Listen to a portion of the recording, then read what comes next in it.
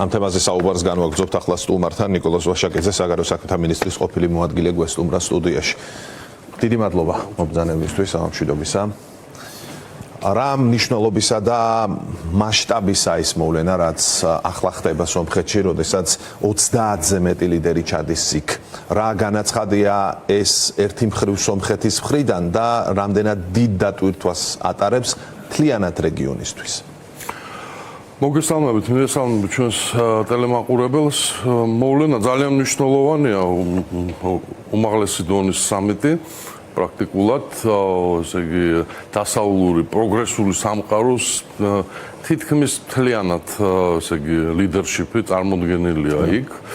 და ცხადია, თქვენ სწორად გაუშვით ხაზი, მნიშვნელობა ღონისძიების თავისთავად როგორც ასეთის. თან იქ ახლა ორი ნაწილია და მეორე ნაწილში კიდე განსაკუთრებით მნიშვნელობა ამ ღონისძიების რეგიონისთვის და მასპინძელი ქვეყნისთვის, სომხეთისთვის.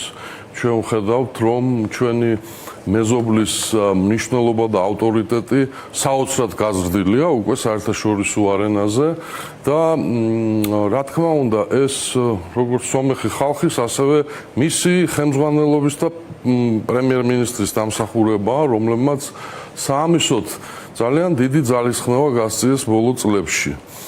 ღონისძიება მნიშვნელოვანია თუნდაც იმიტომ და მესიჯი იმ თვალსაზრისით, რომ კავკასიის რეგიონში ატარებენ, რითაც დასავლურმა თანამეგობრობამ და პირველ რიგში ევროპულმა ქვეყნებმა ხაზი გაუსვეს რეგიონის მნიშვნელობას მათთვის. ყველანაირი როგორც პოლიტიკური, ასევე რა თქმა უნდა ეკონომიკური, ინფრასტრუქტურული თვალსაზრისით და ამ კუთხით კიდე განსაკუთრებულ მნიშვნელობას სომხეთისა და იმისა თუ როგორ გადაწყდება საბოლოოდ სომხეთის ბედი, ეს ახლა დღეს საკვანძო ქვეყანაა რეგიონში და ის თუ როგორ წარიმართება მოვლენები სასომხეთში, ეს განაპირობებს იმას თუ როგორ განვითარდება კავკასიის რეგიონი უკვე ხანგრძლივი პერსპექტივის თვალსაზრისით. თქვენ აქ არჩევნებსაც გულისხმობთ, რომელიც ძალიან მალეა, ეს ამ თვალსაზრისითაც მხარდაჭერის გამოხატულება იყო, იმიტომ რომ თუ პაშინიანმა ეს არჩევნები ვერ მოიგო, შეიძლება ეს პროექტი მთლიანად ჩაიშალოს, ამიტომ ალბათ ევროპელი ლიდერები და სხვაებიც, არა მხოლოდ ევროპელები დარწმუნებულიც არიან იმაში, რომ ეს კურსი გაგრძელდება, იმიტომ რომ პაშინიანმა აუცილებლად უნდა მოიგოს ეს არჩევნები. მე გეთანხმებით და აი სამიტის ერევანში ჩატარება არჩევნებამდე დაახლოებით ერთი თვით ადრე, ყველაფერთან ერთად პაშინიანის პოლიტიკური გუნდის მხარდაჭერად უნდა განვიხილოთ ამ არჩევნებზე. რაც შეეხება მე ჩემი შეკითხვის ერთი ნაწილი ასევე ეხებოდა მთლიანად რეგიონს. ახლა აქცენტი გქონდა ჩვენ სომხეთზე ძირითადად, მაგრამ რას ნიშნავს მთლიანად რეგიონისთვის, მათ შორის საქართველოსთვის, რომელსაც სრულიად განსხვავებული პოლიტიკა აქვს ვიდრე სომხეთს. აქ რეგიონში ეს როლები რაღაცნაირად შეიცვალა ადრე, სვანაირად იყოს საპირისპიროდ, ახლა კი შემოტრიალებულია. საქართველოსთვის რას ნიშნავს ეს და საქართველო როგორ გამოიყურება აი ამ ფართო კონტექსტში? ანუ ესე იგი ჩვენი რეგიონი ამ სამიტის კონტექსტშიც და საერთოდ ბოლო მოვლენების ფონზე პირველ რიგში უნდა განვიხილოთ ეგრეთ წოდებული შუა დერეფნის კონტექსტში. როდესაც ესე იგი დასავლეთი და აღმოსავლეთი ყველანაირი გაგებით და უკვე ძალიან ინტენსიურად უნდა დაუკავშირდეს ერთმანეთს და ბუნებრივი აქ გადამწყვეტ მნიშვნელობას იძენს ის თუ ეს კორიდორი ვისი კონტროლის ქვეშ იქნება. ცხადია ახლა ევროპა პირდაპირ რუსეთიდანაც იღებს ასე იგი მომერაგებას ყველაფრისა, პირველ რიგში ენერგომატარებლები რო ავიღოთ და ამიტომ სუფთა გეოგრაფიული სატრანსპორტო თვალსაზრისით დიდი პრობლემა არა, აქ თავარი მომენტი ის არის ვინ გააკონტროლებს ამ დერეფანს? ახლა ვინ აკონტროლებს შეგვიძლია ვთქვათ, რა ნაწილს ვინ აკონტროლებს? ხო, ეხლა რთული გარდამავალი პერიოდია და აქამდე შეიძლება ითქვას, რომ დერეფანს საკმაოდ საიმედოდ აკონტროლებდა რუსეთი, ვინაიდან სომხეთი იყო პრაქტიკულად, ესე იგი, რუსეთის სატელიტი ქვეყანა მაგრამ აი მას შემდეგ რაც ესე იგი სომხეთსა და აზერბაიჯანს შორის თურქეთის და სხვა დიდი ძალების შუამავლობით დაიწყო ურთიერთობამ დალაგება და მათ ესე იგი უკვე ამ კორიდორების კონტექსტში თანამშრომლობა დაიწყეს და აქ ესე იგი გარდა ევროკავშირისა უკვე ესე იგი ამერიკის შეერთებული შტატების ჩართულობა ძალიან მძლავრია ეს ამ ზანგეზურის დერეფანს პრაქტიკულად ტრამპის მარშრუტიც კი ეწოდა და ასე შემდეგ. აი ეს მოხდა და ახლა ბუნებრივია ერთადერთ ასე ვთქვათ რუსეთის საშუალებად ამ კორიდორის გასაკონტროლებლად რჩება, რაც არ უნდა პარადოქსალურად ჟღერდეს საქართველოს. აი აქედან უნდა გამოვიდეთ თუ რას ნიშნავს ეს საქართველოსთვის. ეს ნიშნავს მარტივად იმას, რომ საქართველოში ან ხელისუფლების ან ესე იგი პოლიტიკური კურსის ცვლილებაში უკვე ძალიან სერიოზულად არიან და იქნებიან დაინტერესებულნი მთელი დასავლეთი, როგორც ევროკავშირი, ასევე ამერიკის შეერთებული შტატები. რატომ ეს პროექტი, რომელზეც ახლა ჩვენ ვსაუბრობთ, საქართველოს გარეშე ვერ გამოვა ვერცერთ შემთხვევაში? აი გასაგებია ზანგეზურის დერეფანი, გასაგებია ეს ყველაფერი, აზერბაიჯანსა და სომხეთს შორის მშვიდობა, ყველაფერი გასაგებია, მაგრამ ამ რეგიონში ეს პროექტი ფართო პროექტი შესაძლოა თუ არა განხორციელდეს საქართველოს გარეშე და თუ კი საქართველო იქნება პრორუსული და ასე ვთქვათ თათი ექნება აქ რუსეთს დადებული, მაშინ რა რეალობა იქნება? აქ ჩვენ დიდ მასშტაბებთან გვაქვს საქმე და ერთი ზანგეზურის დერეფანი ამას არ ეყოფა. საუბარია კავკასიაზე, როგორც დერეფანზე აღმოსავლეთსა და დასავლეთს შორის და აქ რამდენიმე პარალელური დერეფანი აუცილებლად იგულისხმება და იფუნქციონირებს. ის თვითნაკადი, ის ენერგომატარებლები, რომელიც პირველ რიგში დღეს უკვე აი კასპიის, ესე იგი ან ცენტრალური აზიიდან, ცენტრალური აზიის გავლით კასპიის ზღვის გადაკვეთით, რომლის მდგომარეობა მკვეთრად იცვლება უკვე ირანში მიმდინარე მოვლენების გამო, აბსოლუტურად სხვა დონეზე აყავს ამას რეგიონის მნიშვნელობა და შესაბამისად აქ უკვე თვითბრუნვის და ტრანსპორტირების იმხელა მასშტაბებთან გვაქვს საქმე, რომ მარტო ერთი ზანგეზურის დერეფანი ამას არ ეყოფა. ხადია. ასეთ სიტუაციაში რატომ ხდება ისე, რომ ივანიშვილი ვერ ახერხებს ამ ეგრეთ წოდებულ დალაგებას? საქართველოს როლი უზარმაზარია ამ რეგიონში.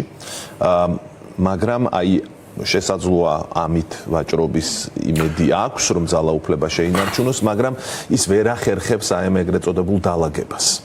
აი, ნახოთ როგორ და რანაირად ან ახერხებს, ან ვერ ახერხებს, ვაჭრობა ახსენეთ თქვენ და აი პირდაპირ ფრაგმენტში გამოჩნდა იქ უკვე.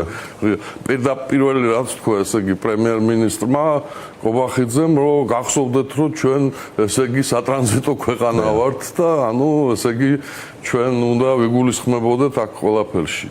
ივანიშვილი მე მქონდა ამასინაც საუბარი ამაზე, რა თქმა უნდა ის ცდილობს რომ მოერგოს ახალ რეალიებს.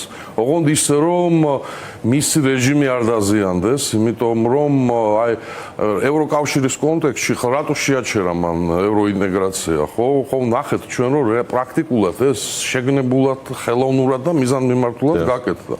იმიტომ რომ ევროინტეგრაციის პროცესი უკვე იმ სტადიაში იყო შესული, როდესაც ივანიშვილს და მის ხელისუფლებას უკვე ნამდვილი და ღრმა დემოკრატიული რეფორმები უნდა გაეტარებინა, რომლებიც უკვე არანაირ თავსებადობაში აღარ მოდიოდა მის რეჟიმთან და მის ინტერესებთან. იქ დიქტატურა ვერ გექნება. ხო, უკვე ესე, ან მანამდე მან წლების მანძილზე მთლიანად ამოწურა მთელი რიგი კოსმეტიკური ნაბიჯებისა, რის შედეგადაც საქართველოს რეკორდი პოზიტიურად იყო ასახული ევროკავშირის შეფასებებში, მაგრამ როდესაც უკვე საქმე მიდგა იქამდე, რომ აი ხლა უკვე ძალიან სერიოზული და ფუნდამენტური რეფორმებია ჩასატარებელი, ბუნებრივია მათ ეს შეწყვიტეს და შეგნებულად მოახდინეს პროვოცირება კონფლიქტი ევროკავშირთან, ეს შეუიარაღებელი თვალითაც ჩანს. ახლა კიდე რაღაც შეთქმულებების თეორიებით ამართლებენ ამას ყველაფერს, მაგრამ ზოგადად დასავლეთთან ურთიერთობის კონტექსტში ივანიშვილი ცდილობს და ფიქრობს, რომ ის მოახერხებს ურთიერთობის დალაგებას ამერიკის შეერთებული შტატებთან, ასე ვთქვათ, ახლანდელ ადმინისტრაციასთან და ამ ფაქტორის გამოყენებით რაღაცნაირად მოერგება ამ სიტუაციას. ვინაიდან მას მიაჩნია, რომ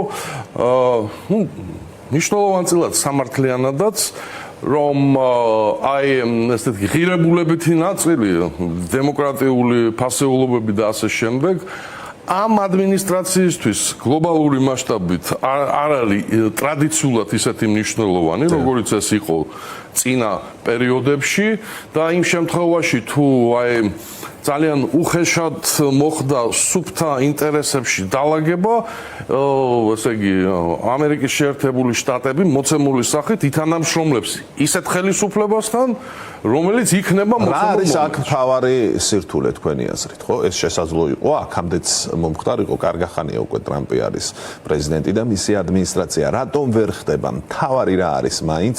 რაც ივანიშვილის შემთხვევაში ვერ წყვეტს მის სასარგებლოდ ამ საკითხს.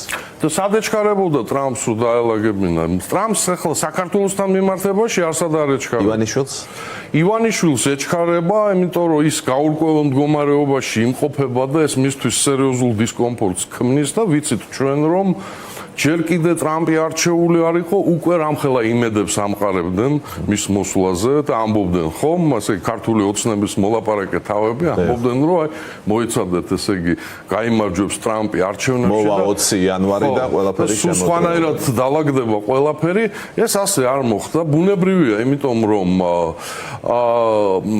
იქაც ახლა დიქტატორული ტიპის რეჟიმთან ესე უცებ და მარტივად, ესე იგი, ურთიერთობის დათმობა და დამყარება საკმაოდ სერიოზულ პოლიტიკურ ფასთან არის დაკავშირებული შიდა ამერიკული პოლიტიკური თვალსაზრისით, ამიტომ არ ჩქარობდნენ ისინი, აკვირდებიან. სხვათა შორის მე როგორც ვიცი, ასეთი პირობაც არის, რომ მათ უნდა ჩაატარონ არჩევნები ნორმალურად და ესე იგი ამით დაადასტურონ ის, რომ არიან, ასე ვთქვათ, იმ დონეზე, რომ მათი ურთიერთობა ხელახლა დაალაგდეს ამერიკის შეერთებულ ჩვენ ახლა ყურადღება გავამახვილეთ შეერთებულ შტატებზე, მაგრამ ევროკავშირი რა როლს თამაშობს?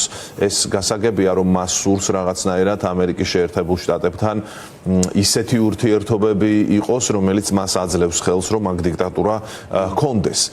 ევროკავშირთან ცოტა განსხვავებული მდგომარეობა არის. მე თავიდანვე აღვნიშნე. ხო, აი ეს რა რეალობას ქმნის მაშინ საქართველოს. ეს იმ რეალობას ჩემი თვალსაზრისით, აი ესეთი მარტივი მიდგომით, ნუ ახლა რთული მიდგომებით მე მგონი გამოირჩევა ჩვენი ხელისუფლება.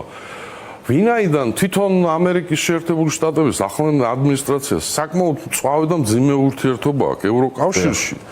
ევროკავშირთან. მე ვფიქრობ, ივანიშვილმა მისი ხელისუფლება განიხილავს ამ კონტექსტში თავის კონფლიქტურ მდგომარეობას ევროკავშირთან, როგორც გარკვეულ ბენეფიტს ამ ესეთი ურთიერთობების დაალაგებაში და შესაძლოა ამის აქსელერაციასაც სპეციალურად ახდენენ. კი ბატონო, მინდა ცოტა დრო დაგვრჩა, მაგრამ მინდა ისევ ერევანს დავუბრუნდეთ. საქართველოს კონტექსტში ასევე ზელენსკისა და კობახიძის რამდენიმე წუთიანი ეს საუბარი ვნახეთ, იყო გამოქვეყნებული ორივე მხრიდან ტექსტი, უпроსტოდ კობახიძე მილაპარაკა, ესე იგი ტექსტიც გამოქვეყნა, მერე ზელენსკიმაც გამოაქვეყნა, სადაც გარკვეული აქცენტები დაისვა. ჩვენ ახლა ბუნებრივია არ ვიცით შინაარსი მათ რაზე ისაუბრეს, მაგრამ თავად ეს ტექსტები რას გვეუბნება? იცით რა, ტექსტები ბევრს არაფერს გვეუბნება და ვფიქრობ ის საკმაოდ ზოგადია იმას და არასახავს რეალურად იმას თუ რაზე იყო საუბარი. მე შეგახსენებთ, რომ შეხვედრა მოხდა უკრაინული მხარის თხოვნით და ეს ძალიან საინტერესო მომენტია. რას შეიძლება ნიშნავდეს? აი და ამას კობახიძემ აქცენტი დაუსვა. როდესაც თქვა რომ აი მათ გთხოვეს. ეს რა ესენი ხო ყველანაირ ასეთ შტრიხს იყენებენ, რომ რაღაცნაირად ჩაიწერონ პოლიტიკური ხულები. ძნელია საუბარი შინაარსზე, როცა რეალურად არ მოგისმენია, მაგრამ მე შემექმნა შთაბეჭდილება, რომ ალბათ ზელენსკიმ უთხრა, რომ მეგობრებო, თქვენი პოზიცია და გეოპოლიტიკური ვექტორი უკვე სერიოზულად მოძველდა და ამოვარდნილია კონტექსტიდან. რუსეთის საქმე მიდის ძალიან ცუდად და დროა რაც შეიძლება მალე გაანალიზოთ ეს გააკეთოთ შესაბამისი დასკვნები და შეიტანოთ შესაბამისი ცვლილებები საგარეო პოლიტიკურ კუთხით, თორემ წინააღმდეგ შემთხვევაში თუ დააგვიანეთ, მე უკვე მოხვდებით იმისთან კალათაში, რომ თქვენი ბედი ძალიან მძიმე იქნება. მე ასეთი შთაბეჭდილება შემექმნა. ფაქტი ის არის, რომ მას სურდა რაღაცის თქმა და ეს თუ მართლაც ასე იყო და სავალად ასე იყო. გავანალიზოთ ამ სიტუაციაში და იმ მდგომარეობაში, როგორციც არის ახლა ქართულ-უკრაინული ურთიერთობები, რა შეიძლებოდა ეთქვა ზელენსკის მოცემული სიტუაციიდან გამომდინარე. ყველაზე ლოგიკურად ამ დასკვნამდე მივდივართ. და ბოლო შეკითხვა, ამ ყველაფერს თვალყურსა მათ შორის ზელენსკის, ანუ პუტინის მთავარი მტრის ჩასულა სომხეთში და ასეთი ვიზიტი ასეთ დონეზე დიდი ხანი არ ყოფილა სომხეთსა და უკრაინაში, უпростоროდ უკრაინის პრეზიდენტის მხრიდან სომხეთში. ამას უყურებს ის თვალყურს ადევნებს თვითონ იქ არსად არ არის და აქვს გარკვეული ბერკეტები როგორც თავად ფიქრობს ეკონომიკური და ასევე ბაზები დგას იქ, მაგრამ აი დღეს მაგალითად სომხეთმა გააფორმა სტრატეგიული პარტნიორობა უკვე დიდ ბრიტანეთთანაც. შეერთებულ შტატებთან ისედაც აქვს, აზერბაიჯანს ასე დაუახლოვდა, თურქეთს დაუახლოვდა, როდესაც მშვიდობაზეა ლაპარაკი და უსაფრთხოების გარანტიებზე ჩვენ შეგვიძლია თუ არა ვთქვათ, რომ სომხეთი მშვიდობის კუთხით და უსაფრთხოების კუთხით მაინც დაუძვრა რუსეთს და გადის რაღაცნაირად სამშვიდობოს. მე ვფიქრობ შეგვიძლია და ამ თვალსაზრისით ყველაზე უფრო აი სიახლე რაც ამის სასარგებლოდ საუბრობს, სწორედ ზელენსკის ვიზიტია სასომხეთში. ანუ სუფთა უსაფრთხოების თვალსაზრისით რომ შევხედოთ ქვეყანა, სადაც იგი რუსეთის ჯარი იმყოფება და ვიცით რომ გაძეძგილია თან რუსეთის სპეცსამსახურების აგენტურით. იქ ესე იგი პრაქტიკულად პუტინის სამიზნე ჩადის და თვლის რომ უსაფრთხოების თვალსაზრისით ეს დასაშვებია. ეს მაშინ როდესაც 9 მაისთან დაკავშირებით პუტინს თავად წითელ მოედანზე. ანუ ეს იცით რას ნიშნავს ჩემი აზრით, რომ სომხეთის უსაფრთხოება უკვე პროდასალური ვექტორის მდგომარეობაშიც კი რუსეთთან მიმართებაში უკვე საკმაოდ სოლიდურად არის უზრუნველყოფილი და აქ იცით რა არის, რა თქმა უნდა, ევროკავშირის ქვეყნების პოზიცია და ქმედებები ძალიან მნიშვნელოვანია, მაგრამ ვფიქრობ, გადამწყვეტი მნიშვნელობას აქ ამერიკის შეერთებული შტატები ატარებს, ვინაიდან მათ დაადეს ხელი ზანგეზურის დერეფანს და შესაბამისად პუტინმა იცის, რომ რამე, ესე იგი, მსგავს ქმედებას იქ, ესე იგი, სომხეთის ტერიტორიაზე, მას ვაშინგტონი არ აპატიებს და აქედან კიდე რა გამომდინარეობს ჩვენთვის. დიახ. რომ როგორც მინიმუმ, ასე ვთქვათ, საქართველოს ხელისუფლების ეს პოზიცია იმდენად უკვე outdated, რომ იმდენად მოძველებული და არარელევანტურია და უკვე მე ვიტყოდი, აი, ოდიოზურად გამოიყურება. და ჩანს რა, რომ აი სტრატეგიული არჩევანის და საქართველოს ქართული ოცნების ხელისუფლების საგარეო პოლიტიკური სტრატეგიის საბოლოო მარცხი და კრახი გამოჩნდა ახლა. დიდი მადლობა, ისე არ უნდა დაგვავიწყდეს ასევე და დავამატებ აქვე მაყურებლისთვის ახსოვს ალბათ, მაგრამ მაინც გავახსენოთ, ვისაც არ მიუდევნებია თვალყური, ზელენსკი შეხვდა ალიევსაც ცოტა ხნის წინ, ანუ რეგიონით ის სერიოზულად არის დაინტერესებული. დიდი მადლობა გადაცემაში სტუმრობისთვის.